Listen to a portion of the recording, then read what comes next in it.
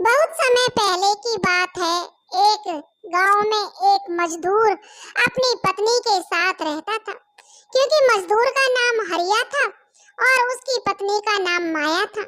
दोनों मजदूरी करते, खेतों में काम करते और जमींदार के जो भी उन्हें मिलता मेहनत मजदूरी, उसी से अपना जीवन चला रहे थे। हरिया और माया दोनों ही पति पत्नी का परिवार था। उनके कोई संतान नहीं थी। संतान की आस में वो बहुत पूजा पाठ किया करते थे। गरीब थे, अपने हिसाब से मंदिर जाते और जो भी उनसे बन पड़ता करते और फिर अपना मेहनत मजदूरी करते। सुबह से शाम तक जो बचता उससे अपना खाने का गुजारा करते। बस कच्चा घर था, बहुत ही गरीब थे, इसलिए बहुत से लोग उसे दुखिया कहते थे। क्योंकि एक तो संतान नहीं थी, ऊपर से बांझ का कलंक था, इसलिए बहुत से लोग तो जो पीठ पीछे भी उनसे कहते कि सुबह सुबह बांझ का मुंह देख लिया, पता नहीं कैसा दिन बीतेगा। और कुछ लोग उससे हमदर्दी भी रखते थे। एक तो बेचारे गरीब हैं, ऊपर से कोई संतान भी नहीं है। अब जो दुखिया थी उसे गांव के लोग दुखिया ही कहने लगे माया को। वह बेचारी मंदिर जाती, सब लोग मंदिर से पूजा करके आ जाते, बाद में जाती। और अश्विन पक्ष में, जो पितृ पक्ष में, अश्विन माह के कृष्ण पक्ष के पितृ पक्ष में जब जितिया माता का व्रत आता तो वह पूरी लगन और श्रद्धा से जितिया माता का व्रत करती। धीरे धीरे समय बीता, उनके विवाह को 15 साल बीत गए। 15 साल बीतने के बाद वह दुखिया गर्भवती हुई। गर्भवती हो गई तो सारे गांव मोहल्ले में बड़े लोगों ने जो आस जताई कि चलो बेचारी दुखिया है, उसका भी आंगन में किलकारी गूंजेगी, वह भी माँ बनेगी। जितिया माता की कृपा से उसके घर में पुत्र का जन्म हुआ। पुत्र का जन्म तो हो गया, लेकिन जैसे ही पुत्र 6 महीने का हुआ, 6 महीना का होते ही उसका पुत्र बहुत बीमार हो गया। बेचारी गरीब थी, पास में एक ढेला नहीं था। अब वह वैद्य जी को बुलाकर लाए कि हमारा पुत्र बीमार है। वैद्य जी ने दवा की और कहा कि इसे किसी अच्छे डॉक्टर के पास ले जाओ, मेरी दवा इस पर ज्यादा असर नहीं करेगी, क्योंकि बच्चा बहुत ही बीमार था। अब वो दोनों बेचारे लाचार, पास में एक फूटी कौड़ी भी नहीं थी, तो उसका इलाज कैसे कराते। अब रात के 12 बज चुके थे। रात के 12 बज गए, बच्चे की हालत ज्यादा खराब। बेचारे पति पत्नी दोनों काम पर भी नहीं जा पा रहे थे, मेहनत मजदूरी करने के लिए, ताकि दोनों भूखे प्यासे बैठे। बच्चे के दुख में उन्हें कहाँ भूख प्यास लग रही थी। रात के 12 बजे उनके बच्चे का शरीर ठंडा पड़ने लगा, नब्ज बोलने लगी और एक तरह से ऐसे हो गया कि बच्चे ने के शरीर से जैसे उसकी आत्मा निकल गई हो। दोनों पति पत्नी बैठे विलाप कर रहे थे। और एक माँ जो इतने सालों बाद माँ बनी हो, उसका दुख तो वही समझ सकती थी कि उसका पुत्र उसकी गोदी में दम तोड़ रहा था। वह जोर जोर से विलाप कर रही थी और भगवान से प्रार्थना कर रही थी कि हे प्रभु, उसके बच्चे की रक्षा करो। जैसे तैसे तो उसने एक बेटा देखा है और वह भी मौत के मुंह में जा रहा है। हे प्रभु रक्षा करो। संयोग की बात थी, उसी समय भगवान भोलेनाथ और माता पार्वती जो धरती लोक पर विचरण करने के लिए निकले थे और उसी जो दिशा से जा रहे थे। जब उस औरत दुखिया का इतना करुणामयी विलाप सुनकर जो माता पार्वती के पैर ठिठक गए, वह सोचने लगी इतनी रात को ऐसा कौन रो रहा है, ऐसा कौन दुखिया है जो इस तरह से विलाप कर रही है। वह भगवान शिव से कहने लगी, हे प्रभु देखिए कोई दुखिया रो रहा है, चलिए हमें चलकर उसका दुख दूर करना चाहिए। भगवान भोलेनाथ कहने लगे, हे देवी यह संसार सागर है, इसमें सब लोग अपने कर्मों का भोग भोगते हैं, हम किस किस का दुख हरेंगे। जैसे कर्म होते हैं वैसे ही इंसान को भोगने पड़ते हैं। चलो इसीलिए मैं तुम्हें लेकर नहीं आता हूँ मृत्यु लोक पर, क्योंकि यहाँ कोई ना कोई दुखी अवश्य है।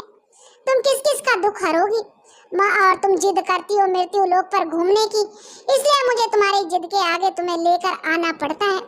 माता पार्वती कहने लगी, नहीं स्वामी, मुझे तो उसी के पास जाना है, देखना है कि कौन औरत इतनी रात में ऐसे विलाप कर रही है। अब माता पार्वती जो हट करने लगी तो अब जब माता पार्वती हट करेंगी तो भगवान को तो उनकी बात माननी ही पड़ेगी। अब भोले बाबा क्या कर सकते हैं, दोनों चल दिए उसी दिशा में। रूप बदल लिया, बूढ़े बूढ़ी का रूप बना लिया और जाकर देखते हैं कि एक कच्चा सा छप्पर पड़ा हुआ है, झोपड़ी नुमा घर है, दीवारें मिट्टी की हैं। उसी के आंगन में एक औरत अपनी गोद में 6 महीने के बच्चे को लेकर, उसका पति पास में बैठा, दोनों विलाप कर रहे हैं। बहुत ही जो रो रहे हैं, उनका दुख देखा नहीं जा रहा। माता पार्वती को उसे ऐसा रोते देखकर उनकी आंखें भी नम हो जाती हैं। वो उनके पास जाते हैं और पूछते हैं कि क्या बात है, ऐसे तुम क्यों विलाप कर रही हो? गांव गली का कोई भी तुम्हारे पास नहीं है। तब वह औरत कहती है कि हे मैया, हे बूढ़ी माई, मैं बहुत ही गरीब हूँ। गांव मोहल्ले के लोग सोचते हैं अगर इस दुखिया के पास जाएंगे तो कहीं यह हमसे पैसे उधार ना मांग ले, कहीं इसकी मदद ना करनी पड़ जाए। आजकल लोग बड़े ही मतलबी हो गए हैं, कोई किसी के दुख में किसी का साथ नहीं देता है, इसलिए लोग मेरा विलाप सुनकर भी नहीं आ रहे हैं। तब माता पार्वती पूछती हैं कि आखिर क्या बात हुई है। तब वह बताती है कि मैं 15 सालों के बाद बांझ का कलंक मेरी जो माथे से हटा है। 15 सालों के बाद मुझे एक पुत्र का जन्म हुआ। मेरा पुत्र 6 महीने का है और आज यह इतना बीमार है कि देखो इसकी मृत्यु निकट है। पता नहीं ना तो हिल रहा है ना बोल रहा है, इसका शरीर ठंडा पड़ गया। माता पार्वती भगवान भोलेनाथ की तरफ देखते हैं। भगवान भोलेनाथ बच्चे के सर पर हाथ फेरते हैं, क्योंकि अब तो उन्हें जो माता का आदेश है करना ही है, मानना ही पड़ेगा जो माता ने कह दिया। और बच्चा झट आंखें खोल देता है। बच्चा आंखें खोल देता है तो दोनों पति पत्नी, दुखिया और उसका पति, भगवान भोलेनाथ और माता पार्वती के चरणों में गिर जाते हैं। कहते हैं कि आप जो कोई भी हैं, मेरे घर पर तो भगवान बनकर आए हैं। आपके स्पर्श मात्र से ही मेरे पुत्र ने आंखें खोल दी। तब माता पार्वती उन्हें उठाती हैं और कहती हैं कि देखो तुम्हारी श्रद्धा भक्ति बहुत सच्ची है, तुम बहुत अच्छे से पूजा पाठ करती हो, गरीब हो कोई नहीं, लेकिन तुम्हारी पूजा सफल हुई। तुमने बहुत अच्छे मन से, सच्ची लगन से भगवान की पूजा की है। अब तुम जैसे हम कह रहे हैं ऐसा करना। अपने बच्चे की लंबी उम्र के लिए और उसके स्वास्थ्य के लिए तुम जितिया का व्रत रखना। अश्विन माह में कृष्ण पक्ष में जब पितृ पक्ष चलता है, तब सप्तमी को नहा खाए के, अष्टमी को जो निर्जल व्रत रखना और नवमी को गाय के दूध से पारण करना। और यह नियम बना लेना, हर साल माता जितिया का व्रत करना है, भगवान जिमूत वाहन की पूजा करनी है और इससे तुम्हारा पुत्र हमेशा लंबी उम्र पाएगा और निरोगी रहेगा। यह हमारा आशीर्वाद है। यह कहकर माता पार्वती और भगवान भोलेनाथ चले जाते हैं। अब दुखिया और उसका पति अपने बच्चे को देखते हैं। उनका बच्चा बिल्कुल स्वस्थ था, हंस रहा खेल रहा था गोद में। वह अपने बच्चे को दूध पिलाती है, खुश होती है। खुशी के आंसू उनकी आंखों से निकल रहे थे कि उनका पुत्र उनकी गोद में और वो ठीक हो गया। वो सोचते हैं किसी भी रूप में भगवान हमारे घर आए हैं। वो बूढ़े बुढ़िया नहीं, जरूर भगवान का रूप थे जो हमारे घर पर आए। वो बारंबार उनका जो धन्यवाद करते हैं, भगवान को प्रार्थना करते हैं, हे प्रभु आपने हमारे बच्चे का जीवन बख्श दिया। लेकिन अब जो दुखिया थी वह बहुत ही ध्यान से अपने बच्चे को पालती।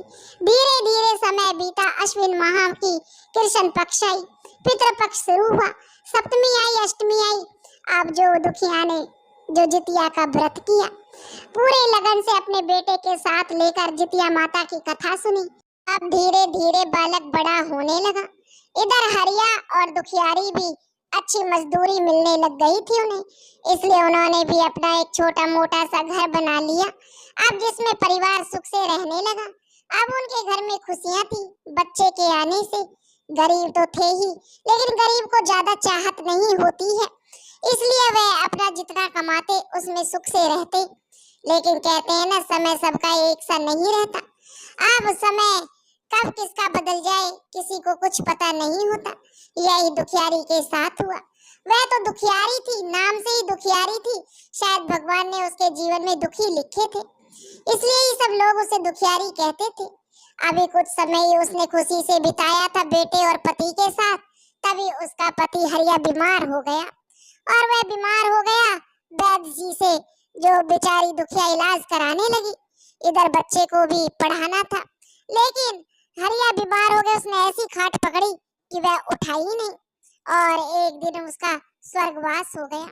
हरिया के जाने के बाद दुखियारी अकेली रह गई, और वह अपने बच्चे को पालने पोसने लगी। खूब जी तोड़ मेहनत करती, अपने बच्चे में अच्छे संस्कार डालती। उसका बच्चा भी, जो अपनी माँ की बहुत ही कदर करता था, अपनी माँ की मेहनत को समझता था। धीरे धीरे बच्चा बड़ा हुआ, पढ़ाई पूरी हो गई तो दुखियारी ने एक लड़की देखकर अपने बेटे का विवाह कर दिया। लेकिन कहते हैं ना कि जो सोचा जाए किसी के माथे पर नहीं लिखा होता। जब बहू देखने जाते हैं तो सकल सूरत ही देखी जाती है, उसका व्यवहार कैसा है, वो कैसी निकलेगी, यह तो कोई नहीं जानता। यही दुखियारी के साथ हुआ। बेटा तो बहुत ही श्रवण कुमार था, लेकिन बहू एकदम उलट आ गई। बहू के आते ही घर में जो लड़ाई झगड़ा शुरू कर दिया। कुछ दिन तो बहू सही रही थी, लेकिन उसे दुखियारी का पूजा पाठ करना नहीं भाता था। वह दुखियारी से काम की कहने लगी कि ये काम कर बुढ़िया, वो काम कर। अपने पति के सामने तो वह बहुत ही प्यार से दुखियारी से बोलती थी, लेकिन पति के काम पर जाते ही जो है दुखियारी से सारा घर का काम कराती। दुखियारी भी बेचारी सोचती कि कहीं मेरे बेटे का घर ना बिगड़े, मेरा बेटा परेशान ना हो, इसलिए वह अपनी बहू की बातों को अपने बेटे को नहीं बता देती, जिसका फायदा उस बहू ने उठाया। वह दुखियारी से अब उसे बहुत तंग करती, उसे शांत बैठने नहीं देती थी। बेचारी दुखियारी, एक तो उम्र बढ़ रही थी, ऊपर से बुढ़ापा और बहू का कलेश, ऊपर से काम का जोर, फिर भी करती। फिर से अश्विन पक्ष आया और दुखियारी ने जितिया व्रत रखा। उसने बहू से भी बोला कि बहू तुम व्रत रखो, लेकिन बहू ने व्रत नहीं रखा। उसका पहला जितिया था। कहने लगी बहू तुम्हारा पहला जितिया है, कर लो बेटा, भगवान तुम्हारी सुनेंगे। लेकिन कहते हैं ना, जिसे बिन मांगे सब कुछ मिल जाए, वह क्यों भगवान को ज्यादा आस्था क्यों रखेगा, क्योंकि उसे तो सब कुछ मिल रहा है। यही दुखियारी की बहू के साथ था। उसके दो बच्चे हो चुके थे, एक बेटा और एक बेटी। तो वह कहने लगी कुछ नहीं है, व्रत भूखा मरने से कुछ नहीं होता, तुमने किया तो है व्रत, सारी जिंदगी दुखों में बिता दी, और क्या चाहिए। तब दुखियारी उसे समझाती, बेटा अगर व्रत नहीं करना है तो मत करो, लेकिन अनाप शनाप तो मत बोलो, किसी का अनादर तो मत करो। लेकिन उसकी बहू पर कोई असर नहीं पड़ता था। जी अब दोबारा से अश्विन पक्ष आया। अब दुखियारी ने व्रत रखा, पितृ पक्ष था, अपने पितरों को जल अर्पण किया, और सप्तमी में नहा खाए के अष्टमी में निर्जल व्रत था। नवमी को उसे पारण करना था। अष्टमी के दिन घर में पकवान बनने थे। वह अपनी बहू से कहने लगी, बहू घर में पूजा पाठ के लिए खाना बना लो। लेकिन बहू कहाँ सुनने वाली थी, लेकर सब्जी की टोकरी सास के आगे रख दी और दुखियारी से कहने लगी, लो सब्जी काटो। तब दुखियारी कहने लगी, बहू आज मैं कोई फल या सब्जी नहीं काटूंगी, आज मेरे बेटे के लिए व्रत है। जितिया माता बेटे की लंबी उम्र करती है और उसे निरोग रखती है। मैंने बचपन में अपने बेटे को जो एक बार मरकर ही पूरा जीवित पाया है, मैं उसके लिए हमेशा व्रत करती हूँ। मैं आज सब्जी क्या कुछ नहीं काटूंगी। यही बात पर सास से जो बहू लड़ने लगी। घर में कलेश बढ़ता देखकर कि त्योहार का दिन है, घर में कलेश ठीक नहीं है, यही सोचकर दुखियारी सब्जी काटने लगी। लेकिन उसके बेटे को तो स्वयं माता पार्वती और भगवान भोलेनाथ का आशीर्वाद था, उसको कुछ नहीं होगा। लेकिन जो पोता था उसकी झट से उंगली कट गई। इधर छुरी उसने सब्जी पर चलाई, दुखियारी ने उधर पोते की उंगली कट गई, और पोती जो थी वो भी गिर गई और उसका भी सर फूट गया। अब तो जो उसकी बहू थी दुखियारी, उसका पारा सातवें आसमान पर पहुंच गया। कहने लगी, बुढ़िया ढोंग करती है, पता नहीं क्या टोना टोटका कर दिया है, व्रत के नाम पर पता नहीं क्या क्या क्या करती रहती है। देखो मेरे बच्चों को तेरे कारण चोट लगी है। उसने बुढ़िया की चोटी पकड़ी और उसे घर के बाहर खड़ा कर दिया। बुढ़िया हाथ जोड़ती रही कि बहू मुझे बाहर मत निकालो, लेकिन बुढ़िया को धक्के मार मार करके बहू ने घर से बाहर निकाल दिया। बेचारी बुढ़िया रोती रही, गिड़गिड़ाती रही, लेकिन बहू ने उसकी एक नहीं सुनी। कहने लगी ढोंग बखेरती है, पता नहीं क्या क्या करती रहती है मेरे बच्चों के ऊपर। और बेचारी बुढ़िया वहां से दुखी मन से चल दी। शाम का समय था, सुबह की भूखी प्यासी थी, अपने आंसू पोंछे और चल दी नदी के किनारे की तरफ। सामने से बेटा आता हुआ मिला, बोला माँ कहाँ जा रही हो? तो बोली बेटा कुछ नहीं, नदी पर स्नान करने जा रही हूँ। बेटे ने सोचा माँ तो हमेशा जाती है नदी पर स्नान करने के लिए, इसलिए वो काम से आया हारा थका था, घर आ गया। घर आकर उसने बच्चों को देखा कि बेटे की उंगली कट गई है, बेटी के सर में चोट लग गई है। तो वह अपनी पत्नी से पूछने लगा कि बच्चों को चोट कैसे लग गई? तो जो बहू थी वो तो बिफर पड़ी, कहने लगी पता नहीं तुम्हारी माँ कलंकनी क्या क्या टिटपंग करती रहती है, पता नहीं कौन से टोने टोटके करती है। मैंने सब्जी काटने के लिए दी, मेरे बेटे की उंगली कट गई और बेटी का सर फूट गया, पता नहीं क्या जादू टोना करती है। अब तो यह सुनकर जो बेटा था बुढ़िया का, उसे बड़ा गुस्सा आया। वह कहने लगा तूने ये क्या अनर्थ कर दिया, मेरी माँ तो आज निर्जल व्रत है। बचपन से मैं देखता आ रहा हूँ मेरी माँ ने कितने कष्ट सहकर मुझे बड़ा किया है। वह मेरे लिए हर साल जो अश्विन पक्ष में जितिया माता का व्रत रखती है, इसीलिए मुझे भगवान का आशीर्वाद है कि मैं आज तक बीमार नहीं हुआ और निरोगी रहा हूँ। यह मेरी माँ की तपस्या का फल है। वह जल्दी से नदी की तरफ दौड़ने लगा कि मेरी माँ ने मुझे रास्ते में मिली कुछ नहीं बताया। मेरी माँ कितनी सहन शक्ति रखती है कि बेटे के घर में कलह ना हो, और एक यह मेरी निर्लज्ज पत्नी है, इसको जरा भी शर्म नहीं आई मेरी माँ पर हाथ उठाते हुए। उसने जो सोचा कि अब इसके मुंह लगना बेकार है, पहले अपनी माँ के पास चलना चाहिए। बेटा दौड़ता हुआ अपनी माँ के पास पहुंचा, देखा तो माँ उधर नदी से हाथ जोड़कर कह रही थी, हे गंगे मैया तू मुझे अपनी शरण में ले ले, अब जो मेरे जीने का कोई औचित्य नहीं है। मैं क्या करूं, बड़ी दुखिया हूँ, जन्म से लेकर अब तक दुखी दुख देखे हैं, पति भी छोड़कर चला गया, इसलिए हे गंगे मैया अब मुझे अपनी शरण में ले लो। और जो गंगे की लहरें थी वो चढ़ने लगी और वह धीरे धीरे पानी में उतरने लगी। तभी बेटा ने देखा कि उसकी माँ नदी में उतर रही है। वह समझ गया कि कुछ अनर्थ होने वाला है। वह वहीं से अपनी माँ को आवाज लगाने लगा, माँ रुक जाओ, माँ रुक जाओ, तुम्हें मेरी कसम है, अगर तुम जल से बाहर नहीं आई तो मैं भी यहीं जल में डूबकर मर जाऊंगा। बेटे के ऐसे वचन सुनकर माँ का कलेजा कांप गया। सोचने लगी कितने दुखों से बेटे का मुख देखा था, और वह भी डूब जाएगा तो क्या रह जाएगा। बेचारी हाथ जोड़कर जितिया माता को प्रणाम करके बाहर निकल गई और बेटे से बोली, बेटा ऐसा मत बोलना, तेरे लिए तो मैंने बड़े कष्ट सहे हैं और तू ऐसी बातें बोल रहा है। तब बेटा बोला, माँ मुझे घर जाकर सब बात पता चल गई है, तुम्हारी बहू ने तुम्हारे साथ कैसा सलूक किया है, मैं उसे कभी माफ नहीं करूंगा। माँ तुम घर चलो। वह कहने लगी, नहीं बेटा मैं घर नहीं जाऊंगी। लेकिन बेटा के आगे माँ की कहाँ चली। बेटे के प्यार के आगे माँ नतमस्तक हो गई और बेटा अपनी माँ को लेकर घर आ गया। घर आ गया तो मोहल्ले की कुछ औरतें बुढ़िया को बुलाने के लिए आई। बहू से कहने लगी, तुम्हारी सास कहाँ है? अरे हमें उनसे जितिया के व्रत की कहानी सुननी है, पूजा पाठ के बारे में पूछना है, क्योंकि वो बहुत पूजा पाठ करती हैं, हर साल हमें बहुत अच्छी अच्छी कहानियां सुनाती हैं। तब बहू कहती है, अरे वो तो कुलक्षणी है, डायन है, पता नहीं मेरे बच्चों को क्या करती रहती थी, मैंने तो उसकी चुटिया पकड़ के घर से बाहर निकाल दिया। यह सुनकर पड़ोस की औरतों को गुस्सा आ गया और वह बहू को जो उल्टी सीधी चार बातें सुनाने लगी कि तुमको शर्म नहीं आती, इतनी अच्छी सास मिली है, बेटी के जैसे तुम्हें रखती है, कभी जवाब नहीं देती, सारे दिन घर का काम करती है, फिर भी तुम उसे कुलक्षणी कह रही हो, डायन कह रही हो। तुम अपने अंदर झांको कि तुम कितनी निर्लज्ज हो, जो तुमने एक बेसहारा औरत को घर से बाहर निकाल दिया। उसका बेटा तभी माँ को लेके आता है। गांव की औरतें उसके पैर छूती हैं और उससे माफी कहती हैं कि हमें क्यों नहीं बताया, आपके साथ इतना अनर्थ हो गया। वह कहती है कोई बात नहीं। तब उसकी गांव वालों की सारी बातें सुनकर बहू को भी थोड़ा महसूस होता है और उसका पति आते ही अपनी बहू के चेहरे पर 2 थप्पड़ रसीद करता है कि तूने मेरी माँ के साथ ऐसा सलूक किया। मैं तुझे किस लिए लाया था कि मेरी माँ की सेवा करेगी, लेकिन तूने तो उल्टा मेरी माँ को नौकरानी बनाकर रख दिया। अब बहू को कहने लगा कि मैं अभी के अभी तुझे तेरे मायके छोड़ कर आऊंगा, जिंदगी में कभी तेरा मुख नहीं देखूंगा। तू मेरी माँ की सेवा नहीं करेगी तो तेरा मैं क्या अचार डालूंगा। यह कहकर उसने अपनी पत्नी को घर से धक्का दे दिया। तब माँ कहने लगी, अरे बेटा क्या करता है, बहू तो घर की लक्ष्मी होती है, उसे क्यों धक्का मार रहा है।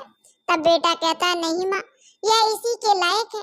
तभी बहू को भी अपनी गलतियों का एहसास होता है कि उसने माँ बेटे के बीच में कितनी फूट डालने की कोशिश की, लेकिन कभी भी कामयाब नहीं हो पाई। उसकी सास तो देवी है, कितना अच्छे से उसके साथ बर्ताव करती है, कमी तो उसके ही अंदर है जो उसके बच्चों को चोट लगी है। आज जितिया का व्रत था। भारत देश के अंदर सनातन संस्कृति में अधिकतर औरतों ने आज जितिया का व्रत रखा है। अपने बच्चे के लिए, अपने बेटे बेटियों के लिए वो निर्जल व्रत रखती हैं ताकि उनके बच्चों पर कोई संकट ना आए। और एक तो मेरी माँ को जो जादू टोना कहती है, उसे जो कुलक्षणी कहती है, अरे कुलक्षणी मेरी माँ नहीं तू है। तब बहू को अपनी गलतियों का एहसास होता है। वह अपनी सास के कदमों में गिर पड़ती है, कहती है, माँ जी मुझे माफ कर दीजिए, मुझसे बहुत बड़ा पाप हो गया। लेकिन कहते हैं ना, माँ तो माँ होती है। वह अपनी बहू को माफ कर देती है और बेटे से कहती है, बस बहू घर की लक्ष्मी होती है, उसे उल्टा सीधा कुछ मत कह, और उसे हाथ पकड़ के घर के अंदर ले जाती है। अब बहू को अपनी गलती का एहसास था। अब वह अपनी सास की खूब जी जान से सेवा करने लगती है। धीरे धीरे समय बीता। अगले साल फिर से अश्विन पक्ष आया और फिर से उन्होंने सास बहुओं ने व्रत रखा। सास तो रखती थी, बहू भी कहने लगी, माँ जी मैं भी अब की बार जो जितिया माता का व्रत रखूंगी। अब बहू की यह बात सुनकर सास बहुत खुश हुई। अब बहू और सास दोनों ने मिलकर नदी पर स्नान किया, नहाए खाए के निर्जल व्रत रखा, नवमी के दिन पारण किया, घर में तरह तरह के पकवान बनाए। अब उन दोनों सास बहू अपने घर में सुखपूर्वक खुशी खुशी रहने लगी। अब उसके बच्चे भी ठीक ठाक रहने लगे। जितिया माता की कृपा से बहू को सद्बुद्धि आ गई और अपने बच्चों की तरह वह भी अपने बच्चों का ध्यान रखने लगी। कहने लगी, माँ जी मैं मूर्ख थी, अज्ञानी थी, मुझे ज्ञान नहीं था, इसलिए मेरी गलतियों को क्षमा करें। जितिया माता से प्रार्थना करने लगी, हे जितिया माता मेरे पापों को क्षमा करना, मैंने बहुत बड़ा अनर्थ किया है, अपनी माँ समान सास के साथ बहुत बुरा व्यवहार किया था, उसके लिए मुझे माफ कर देना। अब बहू पूरी तरह बदल चुकी थी और अपनी माँ का, सास का जो माँ की तरह आदर करती थी। अब दोनों सास बहू बहुत प्यार से रहती। अब उनके घर में फिर से खुशियां लौट आई थी। हे जितिया माता, जैसे तुमने उनके घर में खुशियां लौटाई, ऐसे ही जो यह कहानी सुन रहे हैं और जो यह कहानी कह रहे हैं, उनके घर में भी खुशियों से भर देना। बोलो जितिया माता की जय।